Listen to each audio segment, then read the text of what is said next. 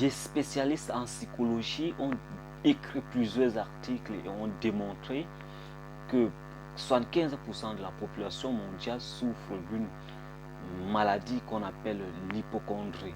Et dans cette vidéo, nous allons comprendre c'est quoi l'hypocondrie et quelles en sont ses origines, quelles sont ses conséquences, quelques pistes pour remédier à cette maladie. Bienvenue à toi dans cette vidéo. Laisse-moi d'abord me présenter. Je m'appelle Nemba André. Si tu viens de me découvrir, sache que dans cette chaîne, nous parlons du développement personnel, de la motivation et surtout de la productivité. Si cette thématique vous intéresse, n'hésitez pas de vous abonner, de liker et de partager la vidéo pour me soutenir. Dans cette vidéo, comme je viens de dire, nous allons explorer quelques points clés et pour remédier à cette maladie. D'abord, revenons à notre sujet. C'est quoi l'hypocondrie? L'hypocondrie est l'habitude de parler d'une maladie. Et plusieurs personnes souffrent de cette maladie par l'habitude de parler de la maladie, par crainte de la maladie. Et quelles en sont ses origines? Et cette maladie vient du fait que vous êtes tout le temps en train de parler de votre santé. Cette maladie survient lorsque l'être humain craint la maladie, lorsque l'être humain a tendance à voir que de la maladie en lui, lorsque l'être humain a peur de la maladie ou bien craint déjà la maladie qui existait en lui. Alors, quelles en sont ses conséquences? Les conséquences sont très graves. Lorsque vous parlez de votre maladie, de votre santé, tout le temps, vous avez l'habitude que vous ayez déjà la maladie. Et c'est pourquoi vous souffrez de cette maladie. Lorsque vous parlez de la maladie, lorsque vous êtes tout le temps en train de vous inquiéter de votre maladie, donc vous allez avoir cette maladie. Et cette maladie est une maladie imaginaire et que personne ne peut le résoudre avec un médicament. Et pour remédier à cette maladie qui est très très grave, les remèdes les plus efficaces pour pallier à cette maladie. Première des choses, c'est de refuser de parler de sa santé personnelle. Lorsque vous êtes tout le temps en train de parler de votre santé, vous avez toujours l'habitude de parler de votre santé, vous finissez par l'attirer en vous. Parce qu'il y a des gens qui sont tout le temps en train de parler de leur santé.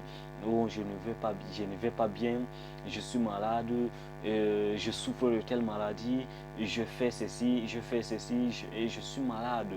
Voilà, j'ai telle maladie et j'ai l'impression que j'ai telle maladie, tout le temps en train de parler de sa santé, de parler de sa santé personnelle.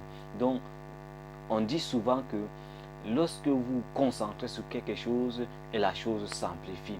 Donc notre esprit, ne fait pas la différence entre ce qui est négatif et ce qui est positif. Donc, deuxième remède efficace pour pallier à cette maladie, nous avons aussi le refus d'inquiéter de la maladie. Le remède efficace contre cette maladie, c'est de refuser de parler et c'est de refuser de vous inquiéter de votre santé. Ce sont des choses très simples.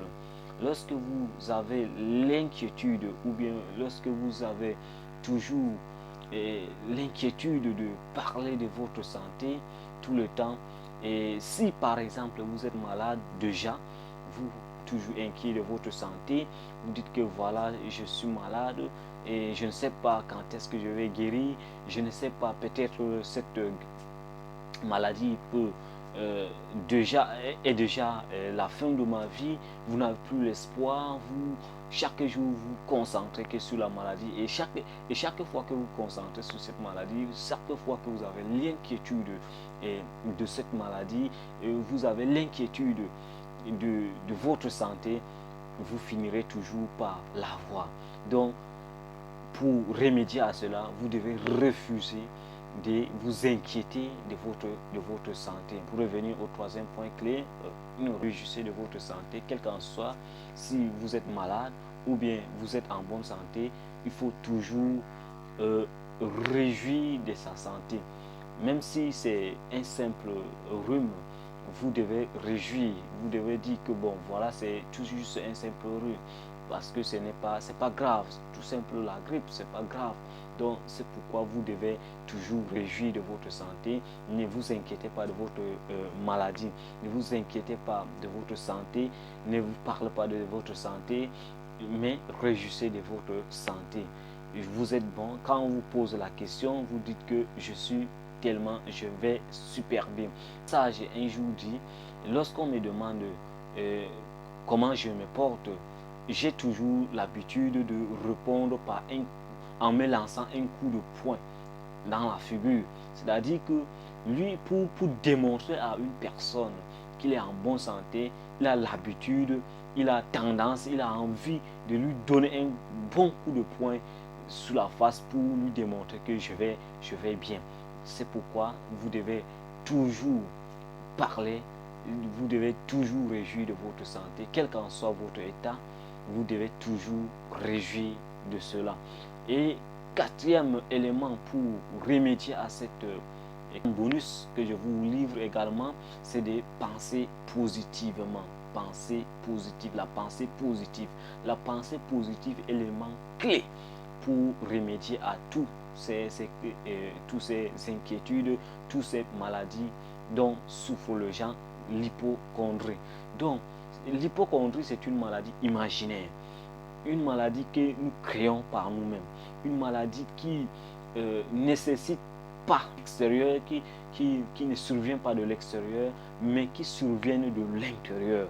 Donc c'est une maladie très grave. Et lorsque la maladie vient intérieurement, il faut simplement que nous-mêmes nous ayons la force de pallier à cela. Donc c'est pourquoi on interpelle à des psychologues, on interpelle à des spécialistes en psychiatrie pour résoudre ce genre de problèmes. Et la meilleure manière de résoudre ces problèmes, c'est amener la personne à penser positivement et que la personne lui-même pense positivement, parce que c'est une maladie intérieure. Donc, c'est sur quoi on se concentre qui s'amplifie. Donc, si vous refusez de parler de votre santé, si vous refusez de vous inquiéter de votre santé, et si par mégarde vous réjouissez de votre santé, là est le quatrième point. Et si encore vous pensez positivement, vous n'aurez aucun de cette maladie. Il faut savoir, il faut reconnaître, il faut savoir un point très très important, que cette maladie n'a aucun médicament dans les pharmacies. Mais le médicament qui peut pallier à cela, c'est ce que je viens de citer. Donc, concentrez-vous sur ça. Donc, pensez positivement. Et là, vous n'aurez pas cette maladie. Et voilà quelques points clés que nous avons évoqués dans cette vidéo, l'hypocondrie, et quelles sont ses origines, et quelles en sont ses conséquences, et quelques pistes pour pallier à ce problème. Donc, merci d'avoir regardé cette vidéo jusqu'ici. Je vous exhorte de me laisser un pouce bleu pour me soutenir et de vous abonner à la chaîne. Merci, à bientôt. C'était Nenba André.